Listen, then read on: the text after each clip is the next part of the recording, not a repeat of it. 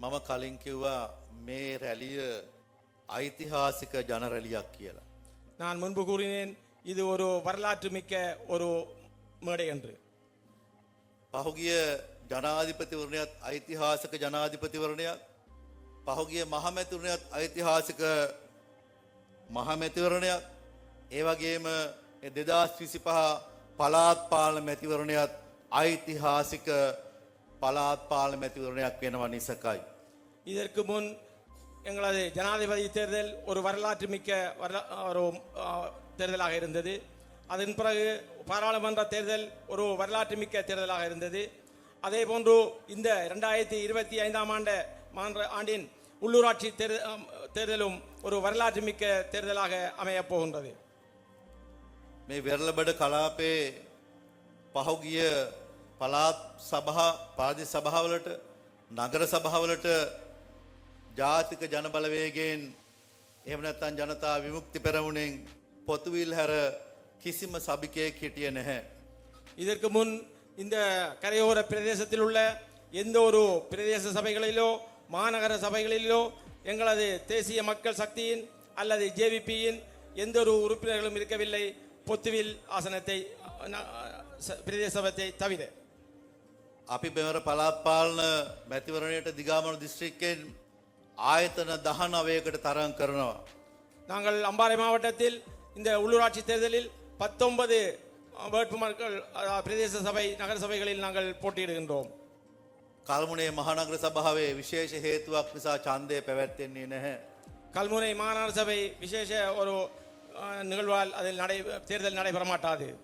ජනාධිපතිවරණය ජයග්‍රහණය කරා වගේ පාර්ලිමේන්තු මැතිවරණය අති විශිෂ්ට ජයග්‍රහණය කරා වගේ මේ පළාත් පාලන ආයතන 19ම ජාතික ජන බලවේගය මේ පාර ජයග්‍රහණය කරනවා. எங்களது ஜனாதிபதி தேர்தலில் எவ்வாறு நாங்கள் வெற்றி பெற்றோமோ அதே மாதிரி இந்த உள்ளூராட்சி தேர்தலில் இந்த எல்லா எங்களது நகர சபை மாநகர சபை எல்லா தேர்தல்களையும் வெற்றி பெறுவோம் என்ற நம்பிக்கையை நான் தெரிவித்துக் கொள்கின்றேன். පාර්ලිමේන්තු මැතිවරණයට කාලයකට පෙර පොඩි කාලයකට පෙර ජනාධිපතිවරණයටත් ටික කාලයකට පෙර මෙහෙම රැස්වීම් තිබුණා. හැබැයි ජනතාව හිතුවේ නෑ එහෙම දිනයි කියලා නේද? අදත් සමහරුන්ට එහෙම හිතනවා ඇති. හැබැයි මුළු මහත් රටේ ජනමතය තියෙන්නේ මේ ආණ්ඩුවත් එක්කලා මේ රජයත් එක්කලා මේ ජනාධිපතිවරයාත් එක්කලා. ඒ නිසා මේ ජයග්‍රහණය කිසි ලෙසකින්වත් කිසිවෙකුටවත් නවත්තන්න පුළුවන් කමක් නැහැ. இந்த ஜனாதிபதி தேர்தலிலோ பாராளுமன்ற தேர்தலிலோ இங்குள்ள மக்கள் கூட சில நேரங்கள் வெற்றி பெற மாட்டார்கள் என்ற ஒரு எண்ணக்கருவில் இருந்தார்கள். ஆனால் நாங்கள் எதிர்காலத்திலும் இந்த எல்லா உள்ளூராட்சி தேர்தல்களிலும் வெற்றி பெற்று இந்த நாட்டின் வெற்றியை நாங்கள் கொண்டாடுவோம். ගමේ පාර හදන්න, බෝක්කුව හදන්න, වීදි ලාම්පු දාන්න, ක්‍රීඩා පහසුකම් වැඩි දියුණු කරන්න, මාතෘ හා ළමා සායන මධ්‍යස්ථාන වැඩි දියුණු කරන්න, නගරය ගම පිරිසිදු කරන්න, කැලි කසල බැහැර කරන්න, ඒවා ප්‍රතිචක්‍රීකරණය කරන්න, ඒ සියලුම වගකීම් පැවරලා තියෙන්නේ මේ පළාත් පාලන ආයතනවලට. இந்த உள்ளூராட்சி மன்றங்களின் மூலமாக தான் இந்த பிரதேசத்தில் உள்ள குப்பைகளை அகற்றுவது, இந்த பிரதேசத்தில் உள்ள பாதைகளை அமைப்பது, இந்த பிரதேசத்தில் உள்ள போக்குகளை போடுவது, இந்த பிரதேசத்தில் உள்ள விளையாட்டு மைதானங்களை அமைப்பது, இந்த பிரதேசத்தில் உள்ள முன்பள்ளி பாடசாலைகளை அமைப்பது, இவ்வாறான எல்லா நிகழ்ச்சிகளும் இந்த உள்ளூராட்சி மன்ற மூலம்தான் செய்யப்படுகின்றது. ඒ නිසා ඉතා වැදගත් කාර්යභාරයන් රැසක් මහජනතාව වෙනුවෙන් ඉටු කරන්න මේ නගර සභාවලට ප්‍රාදේශ සභාවලට බලය පැවරලා තියෙනවා. இந்த முக்கியமான விடயங்களை இந்த மக்களுக்கு கிடைக்கப்பெறுவதற்கு இந்த நகராட்சிகளையும் இந்த பிரதேச சபைகளையும் உள்ளூராட்சிகள் மற்றும் இந்த மக்களுக்கு சேவையாற்ற தேவைப்பட்டு இருக்கின்றது. තමුන්නාසලගේ ඡන්දයෙන් ඇවිල්ලා සභාපති වෙලා නගරාධිපති වෙලා මන්ත්‍රී වෙලා පහුගිය කාලේ අක්කරපත්තු මහනගර සභාව ලස්සන කරාද, පිරිසුදු කරාද, තිරික්කෝවිල් ලස්සන කරාද, ඒ ගම්මානවල පහසුකම් වැඩි දියුණු කරාද? කොහෙවත් එහෙම ජනතා සුබසිද්ධිය වෙනුවෙන් අත්‍යවශ්‍ය වැඩ කිසිවක් කරලා නැහැ. இதற்கு முன்பு உள்ளூராட்சிகளிலே எங்களது உள்ளூராட்சி மன்றங்கள் எந்தவித சுத்திகரிப்பு வேலைகளோ எந்த ஒரு அபிவிருத்தி வேலைகளோ எந்த ஒரு விடயங்களும் சரியான முறையில் செய்யவில்லை. எனவே இது மக்களுக்கு ஒரு தெரிந்த விடயம். எனவே இந்த விடயங்களை நாங்கள் முன்னின்று செய்ய வேண்டி இருக்கின்றது.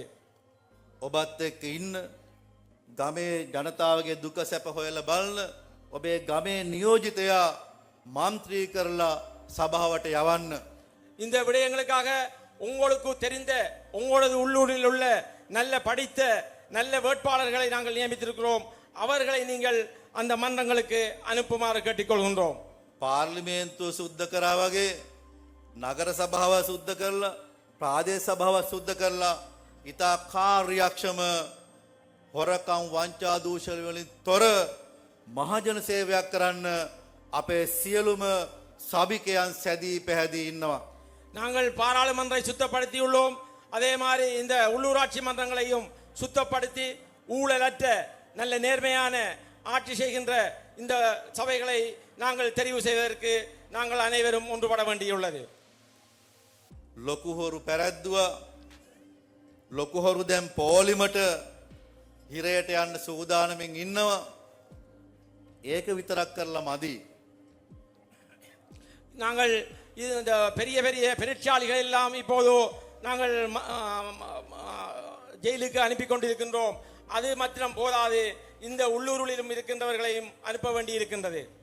ගමේ පාරෙන් හොරා කන හොරුත් පරද්දන්න ඕන. இந்த ஊரிலே உள்ள களவு செய்கின்ற அவர்களையும் நாங்கள் தோற்கடிக்க வேண்டி இருக்கின்றது. ගමේ නගරේ කානු පද්ධතිය හදනකොට ඒකෙන් කොමිස් ගන්න ඒ හොරුත් පරද්දන්න ඕන.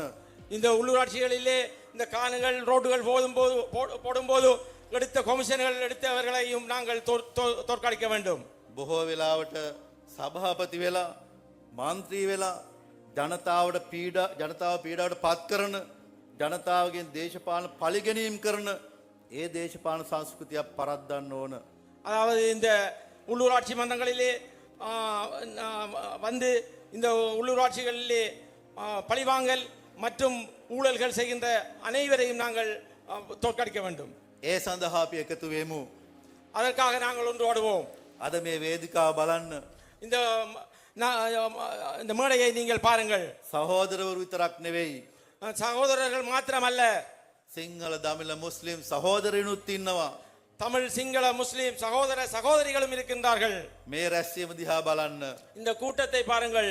බොහෝ සහෝදරියන් අම්මලා මේ රැස්වීමට සහභාගී වෙලා ඉන්නවා. இந்த கூட்டத்துக்கு கூட பெண்கள் மற்றும் எல்லாரும் இந்த கூட்டத்திலே பங்களிப்பு செய்துள்ளார்கள். ඉතා කැමැත්තෙන් ආසාවෙන් ඒ සියලුම දෙනා මාලිමා වටා එකතු වෙමින් ඉන්නවා. மிகவும் ஆசையுடன் விருப்பத்துடன் இந்த கூட்டத்துக்கு வருகை தந்து இதில் பங்களிப்பு செய்து கொண்டிருக்கின்றார்கள். ඒ නිසා මේ වැදගත් අවස්ථාව වටිනා අවස්ථාව අපතේ යවන්න එපා. இது ஒரு முக்கியமான ஒரு நிகழ்வு. இது ஒரு கழித்துவிட முடியாத ஒரு நிகழ்வு. எனவே இதனை நீங்கள் மிகவும் கணக்கில் எடுக்காமல் விடாமல் மிகவும் கருத்தில் கொள்ள வேண்டும். ගෙන්ගෙට ගිහිල්ලා ජනතාව දැනුවත් කරලා පත්‍රිකා බෙදලා කැන්විෂන් කරලා අපි මේ ආයතන සියල්ල ජයග්‍රහණය කරමු. நாங்கள் ஒவ்வொருவரும் வீடு வீடாக சென்று இந்த மக்களை தெளிவுபடுத்தி நாங்கள் எல்லோரும் இந்த உள்ளூராட்சி சபைகளை கையேற்பதற்காக பாடுபட வேண்டும். රට ගොඩනගන වැඩපිළිවෙලට ශක්තියක් වෙමු. நாங்கள் எல்லாம் ஒன்றுபட்டால் ஒரு சக்தி ஒன்று உருவாகும். මේ හොරු පරද්දන හොරුන්ට නීති ක්‍රියාත්මක කරන සටනට ශක්තියක් වෙමු. இந்த கல்வர்களை ஒழிக்கின்றதற்கு இந்த சக்தி தான் எங்களுக்கு மிகவும் முக்கியமானது. ඒ සඳහා මැයි මාසේ 6 වෙනිදා මාලිමාව ජයග්‍රහණය කරමු. எனவே எதிர்வரும் மே மாதம் 6ஆம் தேதி திசை காட்டி சின்னத்தை வெற்றியடைய செய்யுங்கள். ඒ සඳහා ඔබ හැමෝටම ශක්තිය ධෛර්ය ප්‍රාර්ථනා කරමින් මම නිහඬනවා. ඔබ හැමෝටම ජය වේවා. මාලිමාවට ජය වේවා. இந்த சக்தி உங்களுக்கு அனைவருக்கும் கிடைக்க வேண்டும் என்று உங்களை பிரார்த்தித்து அந்த திசை காட்டிக்கு இந்த சக்தி கிடைக்க வேண்டும் என்றும் பிரார்த்தித்து விடைபெற்றுக் கொள்கின்றேன். நன்றி.